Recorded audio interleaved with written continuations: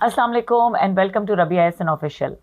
Please like the video and subscribe the channel. और आज हम बात करेंगे कार्ल मार्क्स की एक और बहुत ही इंटरेस्टिंग और रेलेवेंट जो इस वक्त बहुत ही रिलेटेबल है theory of rich versus poor.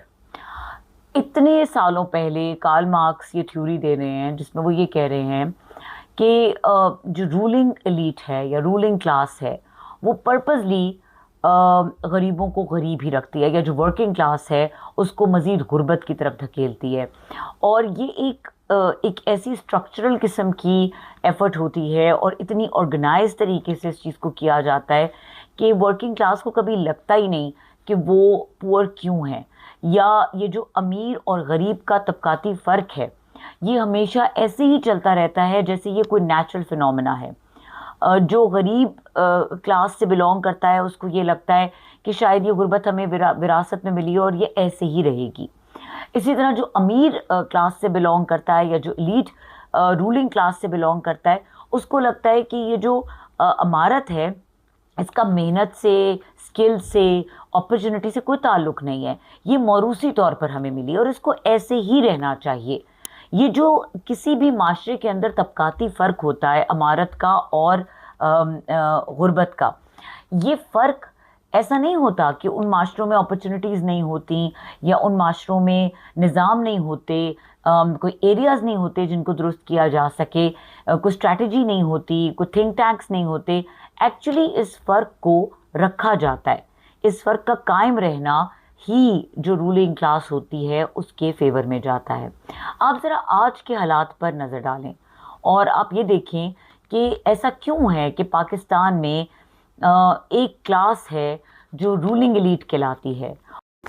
जो एलीट क्लास है उसने एलीट ही रहना है, जो रूलिंग क्लास है उसने रूल ही करते रहना है, और जो गरीब हैं वो गरीब ही रहेंगे। ये बिल्कुल किसी निज़ाम के अंदर कोई एनॉमली नहीं है, ये बिल्कुल कोई ऐसा मसला नहीं है कि जो हल नहीं हो सकता, नीयतों का मसला है और सूट नहीं करता ये अमीर तबके को या एलीट कैप्चर को कि वो इस फ़र्क को ख़त्म करें, बल्कि वो कोशिश ये करते हैं कि ये फ़र्क मज़ीद गहरा होता जाए और ये क्लास सिस्टम इतना ज़्यादा पेनिट्रेट कर जाए कि अमीर ये सोचना ही छोड़ दे कि वो भी कभी गरीब के मुकाबले में आ सकता है, वो भी ये ज़िंदगी कभी जी सकता है। क्योंकि जिस दिन वो अपने इस तबकाती फ़र्क को ख़त्म करेगा और इस तबके से निकलेगा, उस दिन वर्किंग क्लास कौन होगी? ज़ाहिर है अमीर का बच्चा तो जाकर नौकरी नहीं करेगा। जो किसी वज़ीर आज़म की औलाद होगा या जो किसी ऐसे ख़ानदान में पैदा होगा जहाँ पर मौरूसी सियासत चल रही होगी, वो तो कभी जॉब्स नहीं करेंगे, वो तो कभी जाकर किसी फूड चेन के अंदर, फास्ट फूड के अंदर वेटर नहीं लगेंगे, वो तो कभी इस तरह की और क्या वाइट कॉलर जॉब्स भी नहीं करेंगे। पढ़ेंगे हार्वर्ड से, ऑक्सफोर्ड से, लेकिन नौकरियां नहीं करेंगे क्योंकि उनको ज़रूरत क्या है नौकरी करने की? उनके पास तो पावर भी मौरूसियत में उनको मिल जाती है और पैसा तो खैर उनके लिए कोई मजाक ही होता है, कोई ऐसी बड़ी बात ही नहीं है। पैसा क्या होता है जी, कमाना क्या होता है, दे डोंट रियली नो। फिर इसी वजह से जो उनके अंडे हैं ना वो दर्जनों की बजाय किलो में हो जाते हैं, और आलू जो होते हैं वो किलो की बजाय दर्जनों में होते हैं, क्योंकि ना वो कभी बाज़ार जाते हैं, ना कभी उन्हें आटे दाल का भाव मालूम होता है, ना उन्हें आम बंदे की प्रॉब्लम्स का पता होता है। तो जब उन्हें पता नहीं है, जब उन्होंने वो ज़िंदगी जी नहीं है, जब उन्होंने वो प्रॉब्लम्स देखी नहीं है, तो वो क्यों इस प्रॉब्लम से रिलेट कर पाएंगे? क्यों वो किसी गरीब का दर्द महसूस करेंगे? क्यों उन्हें झटका लगेगा अगर नान एक दिन में 10 रुपये महंगा हो जाएगा? 10 रुपये तो उनके लिए कोई हैसियत ही नहीं रखते, 10 रुपये तो बहुत छोटी सी अमाउंट है। इसी तरह उन्हें क्या फ़र्क पड़ेगा अगर किराए महंगे हो जाएंगे? उन्हें क्या फ़र्क पड़ेगा अगर पेट्रोल महंगा हो जाएगा? उन्होंने तो सरकारी पेट्रोल पे सफ़र करना है, उन्होंने तो पब्लिक ट्रांसपोर्ट पे थोड़ी जाना है कि उनको 5 रुपये, 6 रुपये, 10 रुपये, 12 रुपये के फ़र्क से कोई फ़र्क पड़ता हो। उन्होंने बजट थोड़ी बनाना है, उन्हें बिजली के नरखों से क्या लगे, उन्हें आईपीपीज़ के मुआहदे क्यों बुरे लगेंगे, उन्हें कैपेसिटी चार्जेस जो पे करे जा रहे हैं हम वो क्यों जहर लगेंगे, वो क्यों इन तकालीफ को दूर करने के लिए अपना टाइम बर्बाद करेंगे, बैठेंगे, पॉलिसीज़ बनाएंगे, और फिर जब वो पॉलिसीज़ बना लेंगे और मसावी तौर पर तमाम राइट्स को तकसीम करेंगे या दौलत को मसावी तौर पर तकसीम करने की बात करेंगे, तो फिर वो अमीर कैसे रहेंगे? ये फ़र्क तो ख़त्म हो जाएगा। वो मज़ारे या वो गरीब लोग जो उनकी और जॉब्स करते हैं, जो उनकी नौकरी करते हैं, जो उनके ड्राइवर्स हैं, जो उनके वॉचमैन्स हैं, वॉचमैन हैं, जो उनके कुक्स हैं, जो उनके हाउस हेल्प्स हैं, जो उनके आगे पीछे फिरते हैं, ये तो खैर मैं बहुत ऑर्डिनरी लेवल पे बात कर रही हूँ। ब्यूरोक्रेसी में उनके ग़ुलाम बैठे होते हैं, या और ऐसे इदारे जहाँ पर बड़ी बड़ी चीज़ें, बड़े बड़े फ़ैसले करने होते हैं, वहाँ पर उनके ग़ुलाम बैठे होते हैं। नस्ल दर नस्ल उनका एहसान होता है उन लोगों के ऊपर, तो वो तो उनके बराबर आ जाएंगे। तो फिर तो ये फ़र्क ख़त्म हो जाएगा। फिर पैसा कमाना पड़ जाएगा हर किसी को, और पैसा कमाने के लिए तो कोई तजर्बा ही नहीं है। मिनिस्ट्रीज़ ले सकते हैं। ये ज़रूर हो सकता है कि डायरेक्ट मुल्क का जो सुप्रीम ओहदा है वो उन्हें दे दिया जाए।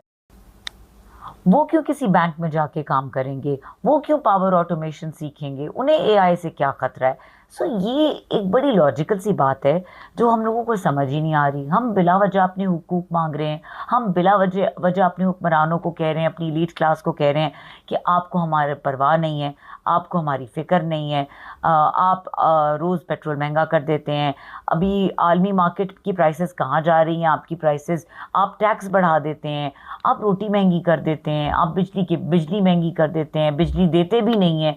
तो ये तमाम चीज़ें हमें नहीं कहनी चाहिए।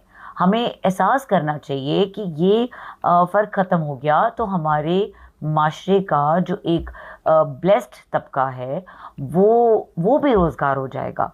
उनकी मौरूसी अमारत जो है वो ख़त्म हो जाएगी। और देखिए, हमें ऐसी बात नहीं करनी चाहिए। कार्ल मार्क्स ये तो हमें बता के गया है कि जिस दिन ये एक्सप्लॉयटेशन बंद हो गई, जिस दिन अमीर ने गरीब को वो तमाम हुकूक दे दिए या वो पॉलिसीज़ बना ली, ऐसा निज़ाम हुकूमत कायम हो गया जहाँ पे तबकाती फ़र्क को ख़त्म किया जा सकेगा, तो एलीट क्लास ही नहीं रहेगी। फिर तो बड़ा मसला हो जाएगा। और कार्ल मार्क्स तो बिला वजह इस तरह की बातें करता था, थ्योरीज देता था। वो यही तो बताता था कॉन्सेप्चुअली कि एक्चुअली इसके जो कोर कॉन्सेप्ट्स हैं क्या, मींस ऑफ प्रोडक्शन को कंट्रोल करती है एलीट क्लास, किस तरीके से वो रूल करती है। ज़ाहिरी बात है वो लैंड ग्रैबर्स होते हैं, लैंड्स को कैप्चर करते हैं। ज़ाहिर ज़मींदार नहीं होंगे तो फिर छोटे मोटे बैंक बैलेंस से तो काम नहीं चलता ना। और उनको फिज़िकल एसेट्स जो हैं वो अपने काबू में रखने होते हैं, जो प्रोडक्शन ऑफ गुड्स है वो अपने कंट्रोल में रखना होता है। और ज़ाहिरी बात है अगर अमीर के पास, गरीब के पास प्रोडक्शन ऑफ गुड्स आ जाएंगी, एसेट्स आ जाएंगे या लैंड आ जाएगी, तो वो तो फिर फिज़िकल अपनी जो हेल्प है या लेबोरियस हेल्प है या सर्विस है वो तो प्रोवाइड नहीं करेंगे। उनकी जो मेंटल और फिज़िकल लेबर है यही तो चाहिए किसी भी जागीरदार को, किसी भी मिल ओनर को, किसी भी बड़े कारोबारी शख्स को जो कि प्रोडक्शन के बिज़नेस के अंदर है, किसी भी बहुत अमीर इंसान को जो कि मौरूसी तौर पर अमारत लेकर आया है। तो किसी ने तो बेचना है ना उनका सामान, तो वो कौन बेचेगा? अगर गरीब नहीं होगा तो कैसे बेचेंगे? इसी तरह एक और चीज़ उसने कहा कि जो इसके कोर कॉन्सेप्ट में आती है, कार्ल मार्क्स ने कहा कि सरप्लस वैल्यू एक्सप्लॉयटेशन। अब वैल्यू एंड एक्सप्लॉयटेशन, अब ये क्या कह रहा है कार्ल मार्क्स इसमें? वो ये कह रहा है कि जब तक जो रिचर क्लास है वो पुअर क्लास को वेजेस नहीं पे करेगी, उनको तनख्वाहों पे नहीं रखेगी, और वो वेजेस वो होंगी जो एक्चुअल वैल्यू से जो कि लेबर क्रिएट कर रही है अपनी सर्विस से या अपनी लेबर से, वो बहुत कम होगी। क्योंकि अगर उजरत उतनी ही दे दी गई जितनी हक बनता है या जितना डिज़र्व करती है वो क्लास, तो फिर तो लेबर क्लास आपकी ज़्यादा महंगी हो जाएगी। जैसे वेस्ट में होता है, वहाँ पर लोग प्लम्बर को घर में बुलाते हैं या कारपेंटर को बुलाते हैं या गार्डनर को बुलाते हैं या क्लीनर को बुलाते हैं, तो उनको बहुत ज़्यादा पैसे देने पड़ते हैं। और for few of the countries अब अव्वल तो ये वाली फैसिलिटी अवेलेबल ही नहीं होती, और अगर अवेलेबल होती है तो इतनी महंगी होती है कि वो खुद ही सीख लेते हैं कि हमने घर में अपना नलका कैसे ठीक करना है, हमने अपने बैकयार्ड को साफ़ कैसे करना है, अगर हमने इस अलमारी का दरवाज़ा टूट गया है तो उसको ठीक कैसे करना है। कारपेंटर भी खुद ही होते हैं, वो मर्द हजरात हमारे जो यहाँ पर पानी का ग्लास भी उठ के नहीं पीते, जो जहमत भी नहीं करते अपना काम खुद करने की, बाहर जाके वो मोची भी बन जाते हैं, दर्जी भी बन जाते हैं, तड़खान भी बन जाते हैं, नाई भी बन जाते हैं, सब कुछ बन जाते हैं, शेव भी खुद ही करते हैं और खाने भी खुद ही बनाते हैं, क्योंकि वहाँ पे ऐसे मज़े थोड़ी हैं। वहाँ पे लीड कैप्चर तो नहीं है ना, लीड कैप्चर तो एक ब्लेसिंग है किसी भी स्टेट के लिए। और इसीलिए तो कार्ल मार्क्स जो है उसको आजकल कोई नहीं पढ़ता, बहुत इरेलीवेंट हो चुका है। हालांकि बात वो आज की कर रहा है, बात वो ऐसे लगता है जैसे वो जब कोई लिख रहा था ये तमाम थ्योरीज तो उसके सामने कोई पाकिस्तान की कोई रील चल रही थी, लेकिन it's too irrelevant, it's too awakening. और हमें ये अवेकनिंग नहीं चाहिए, हमें इसी गफलत में सोए रहना है, हमें इसी तबकाती निज़ाम को अपना ओढ़ना बिछोना समझना है, इसी को सोएंगे, इसी को पहनेंगे, इसी को खाएंगे, यही हमारी किस्मत है। हम कौन होते हैं किस्मत को बदलने वाले, हमारे अंदर वो टेंडेंसी ही नहीं है। सो और आप प्लीज़ ये मत समझे कि मैं तंज कर रही हूँ, मैं रियलिटी बयान कर रही हूँ। मसला ये है कि हमारे माशरे में एक बड़ा प्रॉब्लम आ चुका है, हम जब सच बोलते हैं तो उसको झूठ समझा जाता है, और जब हम झूठ बोलते हैं तो उसको सच समझा जाता है। तो अभी जो मैं बोल रही हूँ आपको, ये मैं कोई तंज नहीं कर रही, ये मैं हकीकत बयान कर रही हूँ। लेकिन सुनने वालों को, बहुत सारे लोगों को ये लग रहा होगा कि ये तो कोई तंजिया बात कर रही है, देखो ये कैसे सरकाज़म कर रही है। एक्चुअली तो ये रियलिटी है, ये सरकाज़म नहीं है। इस रियलिटी और कार्ल मार्क्स की थ्योरी को जब सामने रख रही हूँ तो हैरान हो रही हूँ। वो है ना कि अक्ल है महवे तमाशाए लबे बाम अभी, तो अक्ल परेशान है, सोच रही है कि ये इतनी इतनी थ्योरीज लिख के चले गए, इसको पढ़ना किसने था, ये तो बिल्कुल ऐसे मामलात आजकल हो रहे हैं और कोई रिलेट ही नहीं कर पा रहा। अच्छा जी, वो ये कहता है कि कार्ल मार्क्स कहता है कि जब एक्चुअल वैल्यू लेबर क्लास को दे दी जाती है तो वो डिफरेंस ख़त्म हो जाता है, और इस डिफरेंस को ही सरप्लस वैल्यू कहा जाता है, जो कि एलीट कैप्चर के का प्रॉफिट है। तो इसलिए ये सरप्लस वैल्यू जो है ये कभी भी नहीं ख़त्म हो सकती, कभी भी गरीब को उतनी उजरत नहीं मिल सकती जितनी वो मेहनत कर रहा है। एक तो माशाल्लाह से हमें भी मेहनत करते हुए बहुत ही प्रॉब्लम होती है, हम भी अपनी किस्मतों पर सब्र शुक्र कर चुके हैं और हमारे अंदर भी कोई अर्ज नहीं है, कोई प्रोग्रेशन नहीं है, इसी वजह से तो ये हाल है हमारा। लेकिन बहरहाल अगर कोई वन ऑड मेहनत कर भी रहा है इतनी, जिसमें वो उसको लगता है कि वो डिज़र्व ज़्यादा कर रहा है, तो उस सूरत में, या वो काम चोरी नहीं कर रहा है इन सिंपल वर्ड्स, तो उस सूरत में उसे उतनी उजरत ही नहीं मिल रही जितना वो काम कर रहा है। इसीलिए बाकी लोग भी जब ये देखते हैं ना तो वो इबरत पकड़ते हैं और वो कहते हैं कि हम इस एलीट कैप्चर को, रूलिंग क्लास का तो मुकाबला नहीं कर सकते, तो चलो काम चोरी में ही अपना जो है वो अपना इसी में अपना अपने लिए पनाह ढूंढते हैं।